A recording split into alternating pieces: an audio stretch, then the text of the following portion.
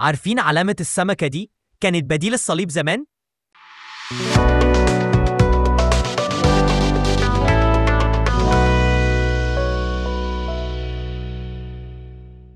زمان وكان في القرون الأولى كان الوثنيين لما يعرفوا إن في مسيحيين موجودين في أي مكان كانوا بيخلوهم يستشهدوا فوراً، وساعتها بدأ المسيحيين يخفوا نفسهم، وساعتها كان الوثنيين مش عارفين يفرقوا بين المسيحيين واللي مش مسيحيين، وعشان كده بدأ الوثنيين يعملوا نفسهم مسيحيين عشان ينسكوهم، لأن في الوقت ده ما كانش لسه عارفوا علامة الصليب.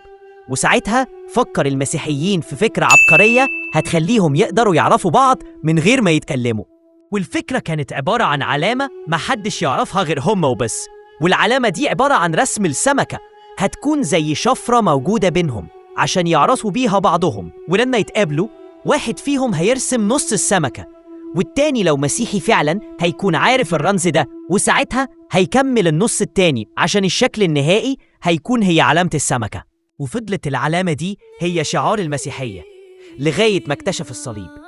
والسبب في اختيار السمكة تحديداً عشان السمكة باليونانية اسمها أخسيس، وكل حرف من الكلمة دي بيكون جملة، واللي هي إيسوس إخريستوس ثيئيوس سوتير، واللي معناها يسوع المسيح ابن الله المخلص.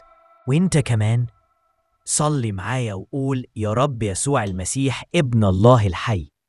زي ما كانت السمكة زمان علامة إيمان خفي، خلي قلوبنا النهاردة تكون الرمز اللي يشهد ليك علناً. قوي إيماننا وسط ضعف العالم، وملانا بمحبتك اللي بتغلب الخوف. علمنا نعيش مش بالكلام لكن بالفعل، ونشهد ليك في كل خطوة وفي كل نظرة وفي كل حياة، لأنك أنت يا رب يسوع المسيح ابن الله المخلص. آمين.